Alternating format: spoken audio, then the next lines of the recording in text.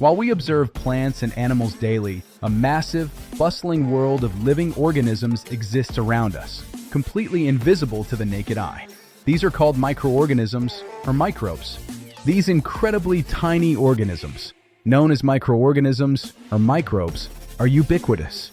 They represent a hidden universe of life, constantly interacting with their environment.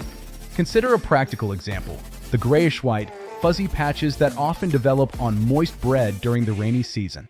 This common phenomenon is a direct result of microbial activity. If you examine these patches through a magnifying glass, you'd see tiny, black, rounded structures, which are fungal fruiting bodies. This proves life exists even where we cannot immediately perceive it. However, while certain fungi like bread mold can be partially observed with a magnifying glass, most other microbes are so minute they necessitate a powerful microscope to become visible. Microorganisms are incredibly adaptable, demonstrating an astonishing capacity to exist and thrive in virtually every environment on Earth.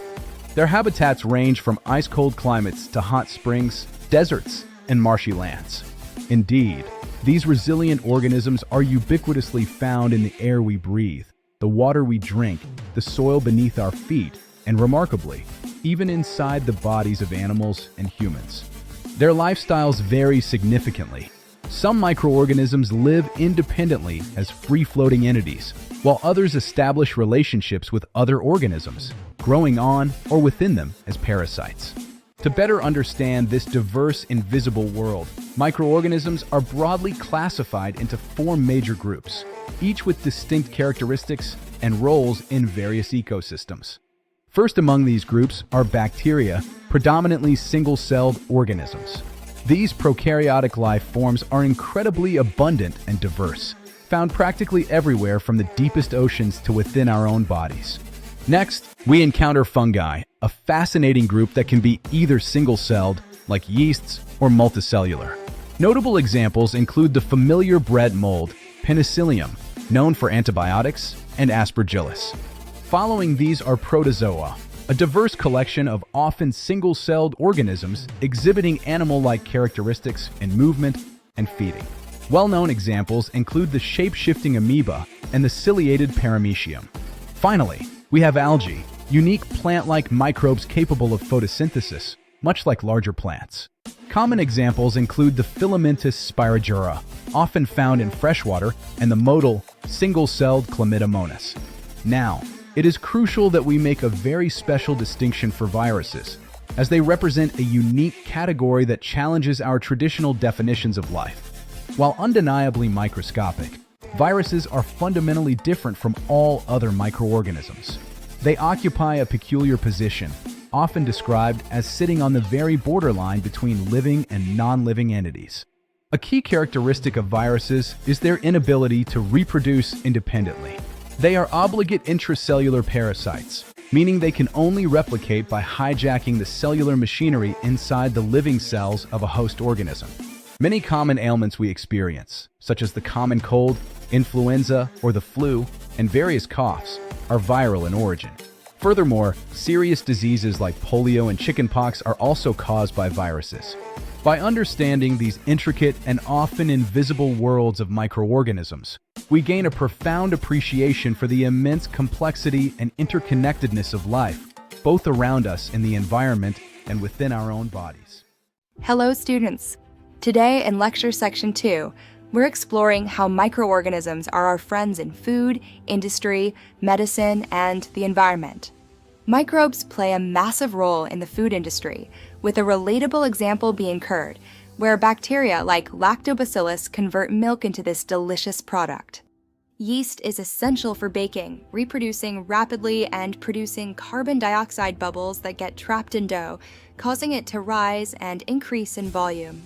This biological process is the foundation of the baking industry, also making possible foods like idlis and dosas. Beyond the kitchen, microbes power industries through fermentation, a process discovered by Louis Pasteur in 1857. Yeast converts natural sugars in grains or fruit juices into alcohol, which is crucial for producing wine, beer, and even acetic acid for vinegar. This chemical conversion of sugar into alcohol is called fermentation, a key industrial process that transforms raw ingredients. Microbes also save lives in medicine, providing us with critical tools like antibiotics and vaccines. Antibiotics, produced from microorganisms like bacteria and fungi, kill or stop the growth of disease-causing microbes. Famous examples include penicillin, discovered by Alexander Fleming in 1929, along with streptomycin, tetracycline, and erythromycin.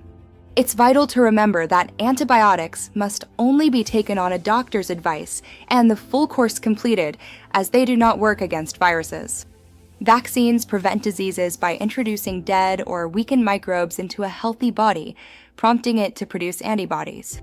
The body then retains a memory of this fight, protecting us from future infections.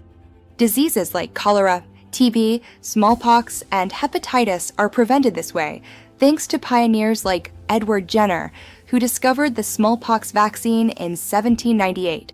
Finally, microbes are the Earth's cleaners, playing a crucial role in environmental cleanup. They decompose dead organic waste, breaking down plants and animals into simple substances. This turns waste into nutrient-rich manure, which returns vital elements to the soil for new plants to use again. Without microbes, our planet would be covered in dead matter and unpleasant smells, disrupting the entire ecosystem.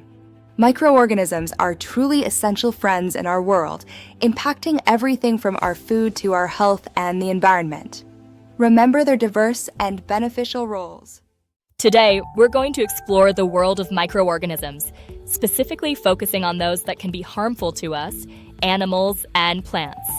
While many microbes are helpful, others are harmful and cause diseases. These are known as pathogens. Pathogens can enter our bodies through the air we breathe, the water we drink, or the food we eat. Diseases that spread from an infected person to a healthy person via air, water, or direct contact are called communicable diseases. Examples include cholera, the common cold, chickenpox, and tuberculosis.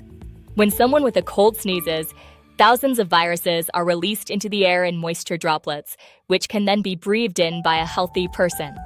Sometimes animals or insects act as vehicles to transfer these pathogens.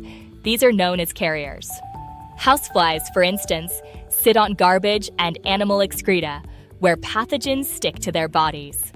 When these flies then land on uncovered food, they transfer the pathogens, making anyone who eats that food sick. This is why it's crucial to always keep our food covered. Mosquitoes are another significant carrier. The female Anopheles mosquito carries the parasite of malaria, Plasmodium. The female Aedes mosquito, on the other hand, carries the dengue virus. Since mosquitoes breed in water, the best prevention is to keep our surroundings dry and clean, avoiding stagnant water in coolers, tires, or pots. Microbes don't just affect humans, they also cause diseases in animals and plants. Anthrax is a dangerous disease affecting both humans and cattle, caused by a bacterium discovered by Robert Koch. Foot and mouth disease in cattle is another example, caused by a virus. In plants, microbes can significantly reduce crop yields in essential foods like wheat, rice, potato, sugarcane, and oranges. For example, citrus canker is a bacterial disease transmitted by air, causing lesions on citrus fruits and leaves. Rust of wheat is a fungal disease spread through air or seeds, while yellow vein mosaic of bindi, or okra, is a viral disease transmitted by insects. Finally, if we consume food spoiled by harmful microorganisms, it can lead to food poisoning. These microbes produce toxic substances in the food, which can cause serious illness or even be fatal. This makes food preservation absolutely essential to protect our health. Understanding these microbial foes helps us take better precautions to stay healthy and protect our environment. Lecture Section 4, Preservation and the Nitrogen Cycle. Topics include food preservation methods and nitrogen fixation.